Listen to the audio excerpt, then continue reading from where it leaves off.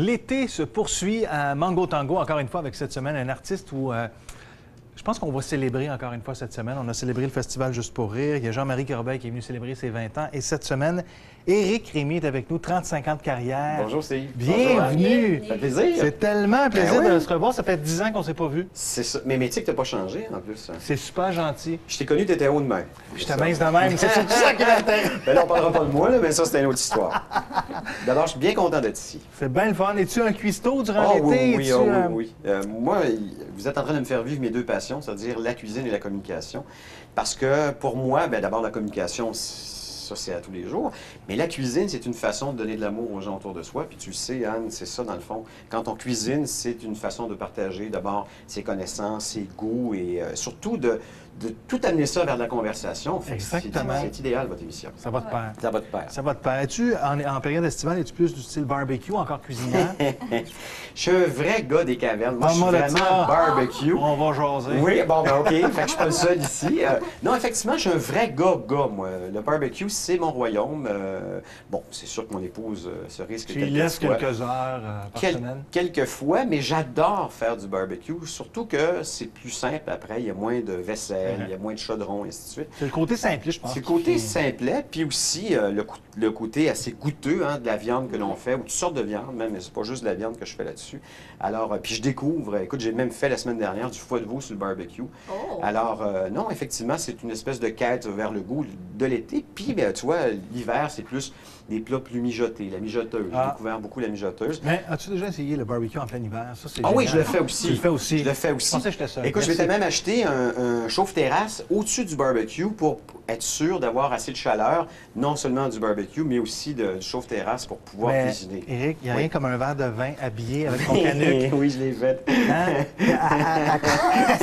Oui, ta viande. Et là, ça sent bien. J'aime ça, le barbecue. Tu dis salut à ton voisin qui passe la souffleuse. C'est merveilleux. Allez, on va découvrir des choses. Oui. Anne, Oui. encore une fois, cette semaine, tu nous offres quelque chose de délicieux. Délicieux et encore là, très, très simple, comme toujours.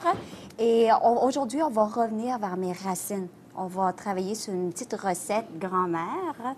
Donc, on va faire un petit beignet aux légumes et aux crevettes. OK. Est-ce que vous êtes prêts? Absolument. Beignet aux légumes et aux crevettes. Vous allez voir, ça va être absolument sublime. Alors, on va commencer. Ici, vous avez un petit peu d'oignon, d'échalotes, de patates douces. Ah, je pensais que c'était de la carotte.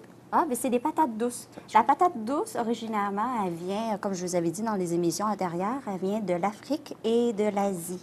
Et c'est une patate, donc c'est plus facile de travailler parce qu'au niveau du goût, elle laisse toujours un petit goût sucré. Puis je trouve qu'on s'en sert pas assez dans notre cuisine. C'est la patate. dommage, hein. Puis c'est- On associe souvent la patate douce à un enfant en bas âge. C'est ça, Oui. exactement. On fait Alors ça que de la quand... patate douce, Ouais, c'est ça. Puis plus vieux, on s'en sert plus. Et pourtant, c'est savoureux, là. Oui, tout à fait. Et ici, on a la patate blanche ordinaire et les crevettes ici.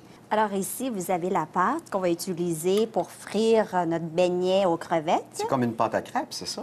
Mais un petit peu plus compliqué. En fait, il y a une portion de farine tout à usage mélangée avec de l'eau, avec la farine de riz qui va donner un petit côté croustillant. On a incorporé également un petit peu de sel, mais en réalité, là, ça va selon la cuisine asiatique, ça va selon votre goût. Vous pouvez également incorporer du curry aussi, si vous voulez, la poudre de curry. Ben oui. Vous pouvez vraiment incorporer tout ce que vous voulez, le mettre plus piquant et vraiment aller selon ce que votre cœur vous dit. OK. C'est merveilleux, tu vas nous découvrir. Hein? On va découvrir un côté de Ben toi, Anne Jemima. Elle est bonne. Elle est bonne. Alors, on va commencer ceci. En attendant, moi, j'ai ouvert le feu à quand même assez élevé parce que la crevette, on s'entend qu'elle cuit quand même relativement rapidement. Ouais, ça doit pas être long, là. Pas du tout. Et au niveau des légumes ici qui sont coupés en julienne aussi, cuit également très, très rapidement. La crevette, elle est plus grosse. Donc, en principe, je devrais la laisser dans la friteuse à peu près pour 5 minutes. Mais une crevette qui est plus petite va rester peut-être 2-3 minutes. OK. Donc, on reste prêt. On la met dans l'huile, mais c'est pas... C'est toi qui vérifie la friteuse. Non. Puis on surveille toujours avec la coloration. Fait que là, on met de la patate. Oui, je vais faire le premier et je vais vous laisser procéder pour vos prochains beignets aux crevettes. OK. Alors, l'idée de tout ça, c'est de mettre le tout sur la cuillère et par la suite, je vais incorporer doucement cette pâte-là pour vraiment qu'elle reste bien assemblée ensemble et elle donne ce côté croustillant. Je veux pas qu'elle soit trop molle, trop de sauce, trop de pâte, c'est pas bon non plus. Parfait. Alors, on va rajouter Des ceci. oignons. Ah, ça, Des j'adore. oignons, Ça, j'adore. comme ceci. Des Mais- échalotes? des échalotes aussi. Mais on prend vraiment la forme qu'on veut. Là, actuellement, je prends une grosse cuillère, mais on peut aller chercher vraiment une cuillère plus petite, plus grosse, une forme carrée. On va mouler notre beignet selon la forme qu'on veut. Puis ici, la crevette. La crevette, c'est la même chose encore là. Je peux le faire aller chercher une forme plus arrondie. Je peux vraiment modeler comme je veux la crevette. Et on va rajouter un petit peu d'échalote comme ceci Ah, c'est pour joli. aller chercher juste un petit peu, tu sais, des nuances de OK. couleurs. Là. Puis là, tu verses dessus? Oui, je vais mettre un petit peu ici, comme ça, petit à petit. Et le goût aussi, hein? Peu importe le mets que l'on prépare, quand on met la petite échalote, Oui, il me semble ah que non, ça vient chercher... Moi, l'oignon et l'échalote et l'ail, c'est dans tous les plats. Ça prend ça, bien sûr. L'ail a un aspect très médicinal. Mhm. Le gingembre, l'ail, la coriandre. Ça éloigne les gens aussi. Ouais, Quand t'en exactement. manges trop, là. Le Parfait. beau-frère, il quitte de bonheur. Bonne nouvelle. Parfait, OK, il comme faut y ceci. goûter un peu, là. Oui, un petit peu. OK. Voilà. Et c'est Et ça qu'on maintenant? trempe là-dedans? Oui, on trempe à l'intérieur. Une fois qu'il commence à cuire, on va pousser légèrement avec nos baguettes. On va pousser pour aller vers le bas, puis on le laisse frire pendant à peu près 5 minutes. OK. Alors, on va faire le test. Je vais faire le premier, puis je vais vous laisser faire la Lâche-toi, suite. Steve. Vas-y. Oui. Voilà.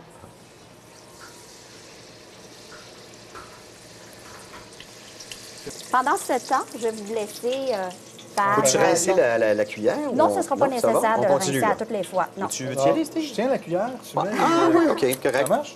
Parfait. Fait que je fais ça comme je veux. L'idée, c'est dans... Oups, tu vois, je l'ai échappé. On se fait ça, nous autres, à la Les mains façon sont propres, barbecue. hein. Je veux juste vous dire, là, je me suis lavé les mains avant de faire ça. La cuillerée de gars, on va le mettre. Oui, c'est ça. Attends un peu, tiens, je vais direct. Oui, bien. Hein, comme ça. Après ça, on met de l'oignon. Ça, j'adore. Oui. Tadam! Là, j'ai mis une crevette, mais tu peux très bien, Eric, mettre 2 crevettes. Oh non, une, ça va. On étire le plaisir comme ça. Exactement. Je l'ai On peut changer jeté. pour un filet mignon. Non, mais c'est vrai. Non, mais c'est vrai, tu peux mettre de la mais c'est viande. vrai. On peut- ouais, On peut mettre du exactement. poulet, Du poulet, on peut bien mettre sûr. du calmar, on peut La vraiment... goberge, Et à ce moment-là, est-ce que la cuisson est la même en termes de durée? Non, ou- il faut vraiment suivre selon le type d'aliment. Le poulet, bien Tiens. sûr, prend plus de temps. Regarde. Les crevettes, là, prend vraiment pas beaucoup de vas-y, temps. mon Steve. Ouais, ça, c'est- Attends, ben, Ah, va, il c'est faut vrai, il faut mettre mettre la... Ah oui, là-dessus. Tu vas trop vite, j'ai sauté une étape. Fait que... Faut-tu en mettre beaucoup, Anne? Il faut quand même recouvrir. Hein, Oui, tout il le- faut quand même recouvrir. OK. Mouchel, pourquoi manger ça? C'est vraiment- L'écaille de crevettes, là, la carapace de Oui, crevettes. vraiment, ça a l'air... que- Fait que là, il faut que tu t'égouttes ça, hein? C'est ça? Penche-le donc, va. Faire comme Anne, Voilà. c'est qu'on ait l'air de spécialiste. Et au final. ça, notre... Ouais. Bon, ça a l'air correct, ça. Je te laisse Bon. aller. Tu déposes légèrement la cuillère Puis à tu pars, l'intérieur. tu pars en courant. Une fois qu'elle commence à frire, là, tu vas prendre les baguettes et tu vas légèrement pousser le beignet dans la friteuse. Je veux vraiment pas le manquer. Vas-y, qu'il y a elle peur tombe de- Je là. veux pas le manquer non plus. Alors, tout ça, ça prend quand même un certain temps faire tout ça. Oui. Surtout si tu une grosse famille comme moi. Ouais, gang. Commence Mais le tu matin. vois, Tu commences le matin, puis bon, en déjà, après-midi, notre ça va être premier correct. beignet est déjà prêt. OK. C'est quand même rapide. Oui, ça va bien. C'est joli, en plus. Ouais. Très joli. Mais Ça, on peut les préparer à l'avance, puis ensuite, comment est-ce qu'on ira quoi? On le mettrait dans le micro-ondes pour les faire réchauffer avant le souper, si jamais on a... non, je le mettrais vraiment au four. Ah, OK. Au four, pour garder cet aspect croustillant. Croustillant, OK. Parce Là, qu'on je- peut les produire, très excellente Ben, question. c'est On peut ça, les ben produire, les mettre au congélo.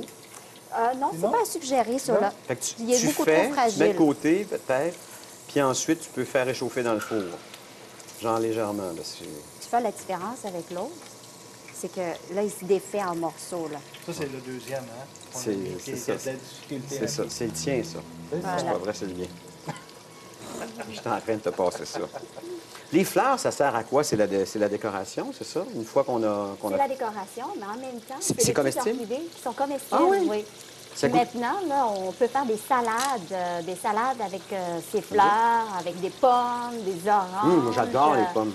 Des graines de tournesol. C'est donc bien bon. C'est très bon. Wow! Facile d'entretien, tu y parles. Oui. Pas personnel. Puis, Pas petite, je suis en train de la manger, mais c'est très bon, je pensais pas. ouais, c'est délicieux. Très joli. Puis sinon, on pourrait prendre quoi comme autre légume? N'importe On quoi? pourrait prendre des zucchinis. OK. des aubergines. On peut vraiment se servir de tous les légumes qu'on aime ou qu'est-ce qui reste dans le frigo. Moi, comme je t'ai dit, j'aime beaucoup l'ail. Est-ce qu'on pourrait mettre de l'ail? Ou ça viendrait un peu gâcher le goût? On pourrait mettre de l'ail. J'ai jamais essayé de l'ail. Je me demande s'il va rester sur place. Mais en peut-être mettant trop brûler. ton ail peut-être dans la Ah, la peut-être. préparation. Oui, c'est vrai, ça lui donnerait un petit goût. Mais on ne goûterait pas assez, par contre. On pourrait le mélanger, mais Ouais. j'imagine qu'on ne Ça goûterait serait pas pas, assez. ouais, c'est ça, Donc, assez goûteux, ouais. comme vous voyez, c'est relativement facile. Oui, oui. Attends, Facile. un peu, quand. Je sais que ça ne sera pas comme ça, là, mais... Hey. Ben oui, je suis un artiste, moi. Jardinier, Je suis un en artiste, moi. Regarde, c'est joli. Ça, c'est la présentation quand même assez simple. Mais voici à quoi Oui, voilà. pourrait ressembler le plat en venant faire un tour chez Exotica. Si je me pète pas à gueule avec. Oh, c'est donc bien Les beau. voir Voilà. et déguster Je les le mets- beignets. Je le mets devant toi comme On peut ça. le mettre comme ça, Je suis oui. en train de le cacher. Il faut quand même y rendre justice. C'est Est-ce très que- joli. Voilà. Toi, tu veux le monter Super. en haut, hein, c'est ça? On peut le mettre en haut. Ça, c'est voilà. la sauce dont tu parles? C'est la sauce au poisson. Je propose de Voilà. Ben de oui. goûter. C'est Tiens. beau, mais ça doit être bon aussi. C'est sûr. On va passer au salon, puis Oui. on va savoir davantage. On va jaser de tes 35 ans de carrière, Éric. Tu ne verras pas assez de temps, mais en tout cas. C'est sûr, on va se faire un spécial de 6 heures, mais on va essayer de faire ça. C'est On parti. y va. Très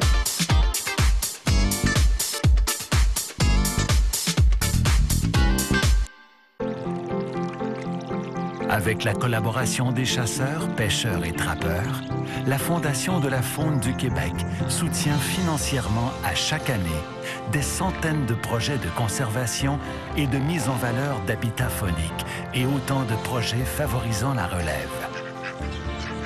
Aidez-nous à continuer notre action. La faune du Québec a plus que jamais besoin de vous.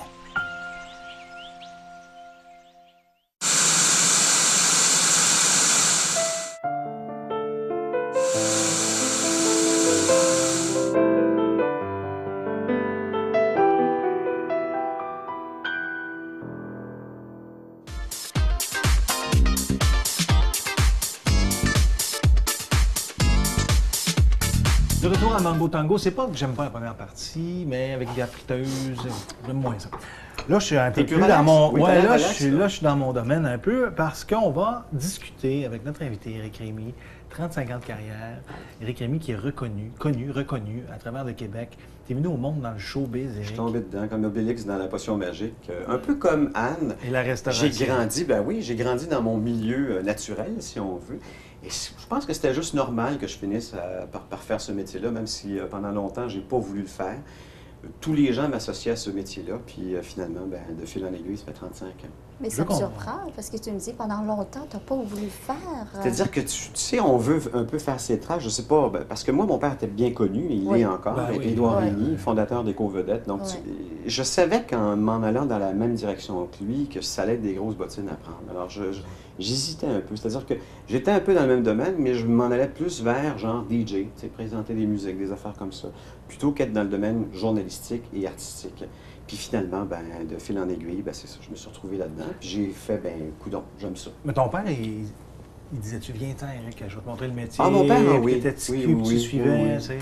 Je sais pas comment toi ça s'est passé avec tes parents, mais moi c'est avec l'exemple. Hein, tu sais, moi mon père m'amenait souvent dans les premières, dans les soirées mondaines, dans des choses comme ça. Puis aussi à la maison, on avait une vie sociale quand même assez bien remplie. Fait que c'était pas rare que je rencontre des vedettes qui étaient les grandes vedettes. D'ailleurs, une anecdote comme ça, quand je me suis fait enlever mes amygdales à l'époque, quand j'étais tout jeune, écoute, il y avait, je pense qu'il y avait amené Bruce des Sultans, qui était une méga vedette à cette époque-là. Ah ouais. Faut se Dans les années remettre 60? dans les années 60, fin des années 60. Vieillir n'est pas une part, pas du c'est tout, un pas du privilège. Et écoute, ça a quasiment fait une émeute dans l'hôpital parce que justement, il avait amené cette vedette-là à l'hôpital. Alors j'ai toujours un peu grandi dans ce métier-là, je dis un peu, même beaucoup grandi dans ce métier-là. Puis je pense que c'est juste naturel que je m'y retrouve, quoi. On garde des bons coups, on garde des mauvais coups. 35 ans de carrière, ça Ah, tu peut swings dans le écrire- vide des fois, ça on arrive. peut écrire un livre. Mais moi, c'est drôle parce que quand ton nom vient devant mes yeux ou quoi que ce soit, je pense toujours, oui, au gars qui interviewe, au gars du showbiz, mais au gars, puis il y a bien des gens qui partagent mon opinion, c'est le respect avant tout de l'artiste. Il faut. Ben, c'est le respect de l'humain, hein, c'est pas juste l'artiste. Non, exactement. Tu sais, d'être dans l'œil du public, ça incombe d'avoir une grande responsabilité, puis tu le sais, tu es en relation avec les gens. Il faut faire attention à nos contacts avec les gens, il faut faire attention à ce qu'on dit des gens, puis il faut faire aussi attention à comment est-ce qu'on raconte les gens, tu vois. Alors moi, mon métier, ça a toujours été ça, essayer, en tout cas, je me définis comme étant un humaniste, donc quelqu'un qui est très près de l'humain, qui est interpellé par l'humain, essayer de faire sortir le beau côté des gens, tu comprends? Puis chaque personne a des qualités, que ce soit une vedette ou quelqu'un dans la rue. Moi, l'être humain me fascine en général, donc c'est ça. Oui, mais est-ce que tu expliques, tu sais, le 35 ans de carrière aujourd'hui, c'est presque phénoménal, et ça l'est aussi, parce que je reviens encore au respect.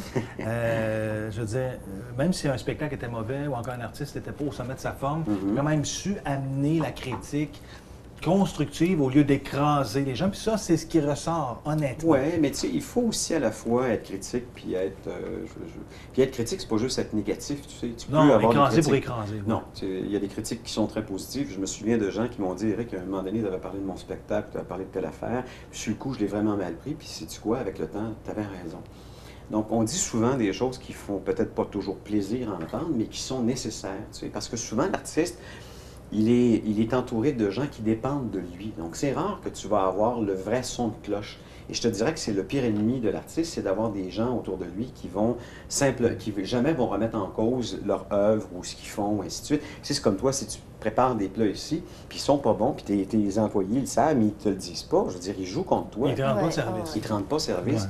Alors, mon métier à moi, c'est d'abord d'y aller dans les nuances. Puis tu sais, je veux dire, moi, je n'ai que mon humble opinion à dire. Et souvent, ce que j'essayais de faire quand je faisais des critiques de spectacle, c'est que je faisais une espèce de vox pop du public qui donnait une certaine note, et je donnais ma note à moi. Parce que je le sais que le public qui va pas voir des spectacles comme moi, puis qui va pas voir des spectacles comme moi toutes les semaines, tu sais, moi j'en voyais 2-3 par semaine, à un moment donné, tu deviens un peu blasé ou un peu habitué. Mais tu sais, quelqu'un qui paye son ticket de 50, 60, 75 il y a de l'attente. Il y a de l'attente, mais tu sais, il veut pas non plus être déçu, tu sais. Puis pour lui, ça a-tu valu ce que ça a valu, alors que moi, ça m'a coûté 0.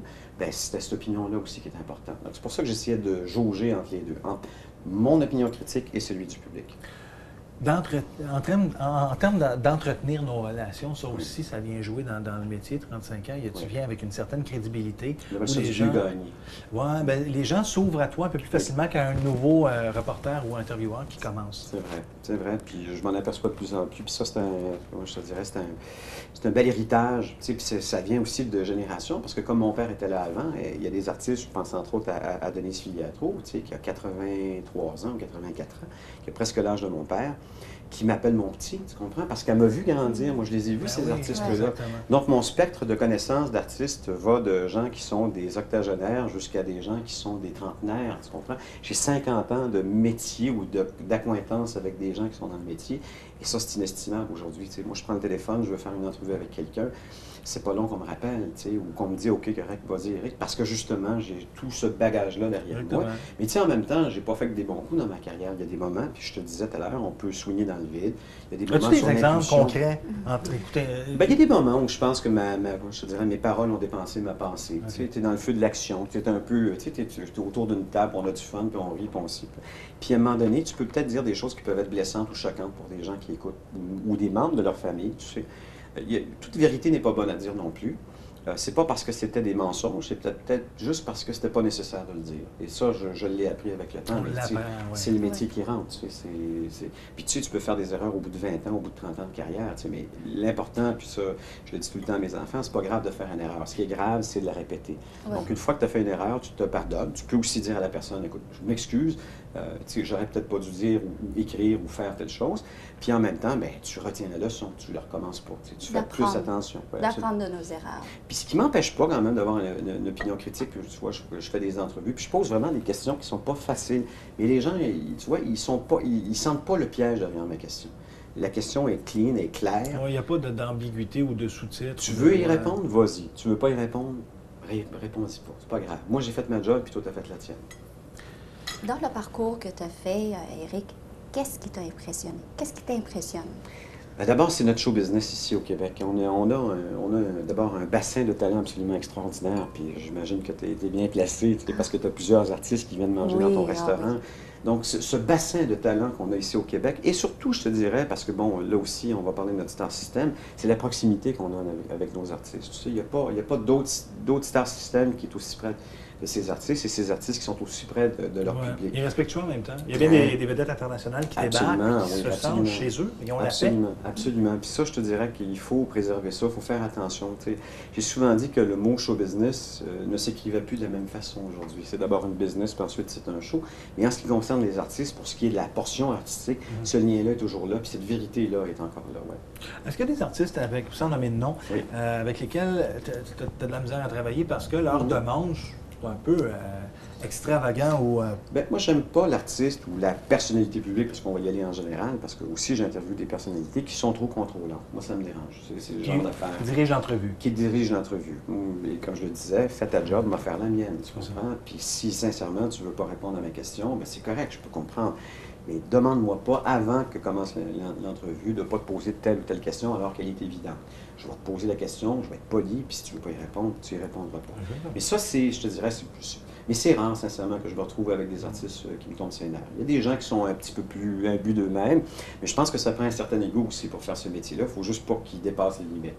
Mais en général, nos artistes sont vraiment assez exceptionnels ici au Québec. Un des grands moments de ta carrière? Un des grands moments de ta carrière. Mon Dieu, c'est tough. C'est drôle, un spécial de 6 ans. Non, c'est drôle, hein, parce que moi, je pose beaucoup de questions à cause de mon métier. Et rarement, je me pose ces questions-là. Des grands moments, il y en a eu tellement, tu sais. Moi, c'est des rencontres. Instinctivement, je dois te dire, puis c'est pas public, c'est qu'à un moment donné, j'ai déjeuné avec John Voight. Je devais faire une entrevue avec lui, puis je me suis retrouvé au Méridien, à l'hôtel Méridien, au complexe des Jardins, puis il m'a invité à sa table, j'ai jasé avec lui, et j'ai eu un bel échange. Tu sais, je ne veux pas faire de name dropping, mais il y a des rencontres où c'est plus la personne qui est intéressante. Ça connecte un peu. Oui, c'est plus la personne qui est intéressante que la personnalité en tant que telle. Et c'est souvent ça d'ailleurs que j'essaie de faire, mais tu sais, des moments, c'est difficile pour moi de te faire un palmarès, il y en a eu tellement. Il y a des bonnes questions que j'ai posées à des bons moments, c'est des bons coups que j'ai faits. Je te dirais Claudia Schiffer, qui venait faire une promotion pour un produit, en fait, qui venait sous le couvert d'un produit faire une campagne pour la sensibilisation du cancer du sein. Je lui avais demandé, est-ce que vous seriez capable de vous sentir aussi belle si vous aviez subi l'ablation d'un sein, puis elle n'était pas capable. Parce que ce que moi je chantais, c'est que la campagne de sensibilisation était dans le fond un moteur à parler du produit. Tu sais. Donc, quand tu n'as pas d'opinion, viens pas te mettre sur la place publique, ainsi de suite. J'aurais eu tellement de questions à y poser. Tu as aussi le projet d'écrire la biographie de ton père.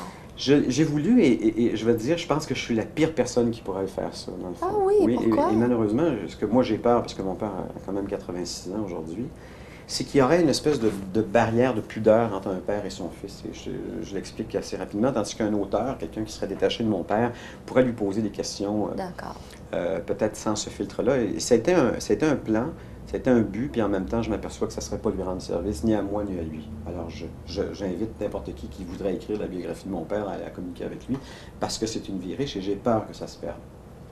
Ce serait dommage. Ça serait dommage. Ce serait dommage. Absolument.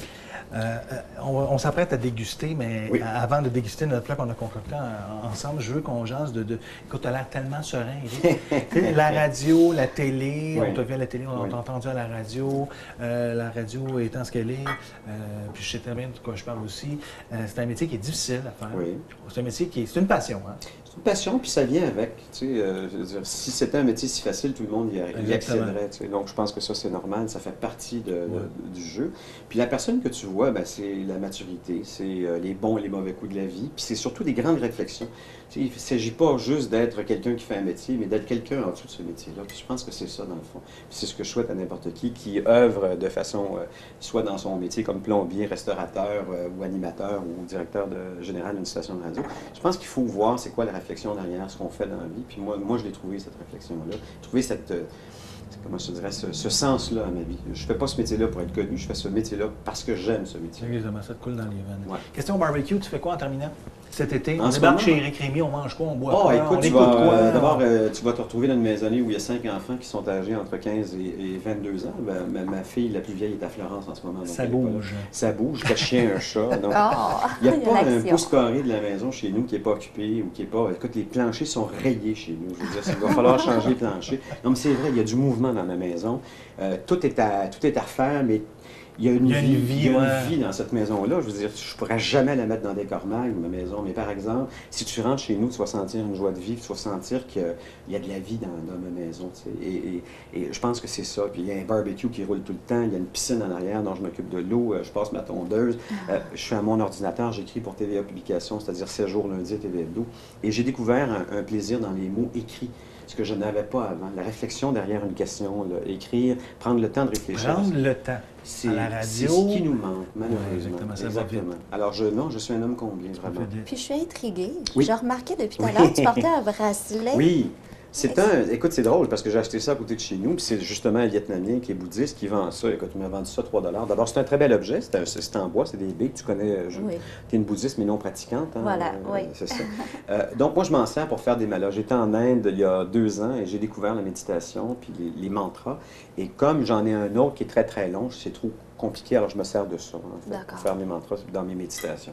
Donc, ça aussi, ça fait partie du cheminement personnel, je te dirais. Ce qui donne ton petit côté zen. C'est ça, serein. exactement. Et tu vois que je fit tout à fait dans le décor. Ça cadre parfaitement. ça, Tu reviens la exactement. semaine prochaine ensuite. Éric, merci de ta Merci, présence. C'est Steve. vraiment super Ça m'a agréable. fait plaisir. Merci. Anne. Je reviens. on- Avec on- ma douce, on va venir manger ici au restaurant. On déguste. On est prêt. C'est On le se temps, fait un là? petit chin-chin d'été, Ah ouais, non. là, Ah ouais, non. officiellement. Hey, Chin chin. les yeux. Oui, oui, Ah parce qu'on oui, sait c'est que important. Dans les yeux, ça veut dire... Ouais, C'est c'est long, longtemps. c'est ça. C'est long, longtemps. On veut pas ça, Pas hein? sûr que je serais capable. En tout Oui, cas, c'est ça. Allez, pige le Vas-y, temps. vas-y.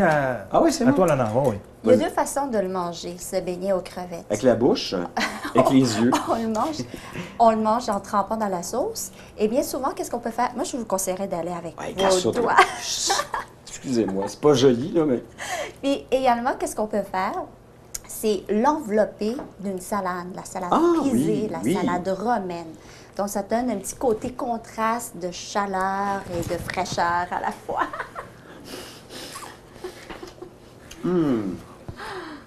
Comme ça, c'est la sauce au poisson? La sauce au poisson. C'est tellement bon. Wow. Ben, bon été. Merci. Merci beaucoup. Ciao, Merci tout le à monde. la Bye, tout le maison. monde. Merci.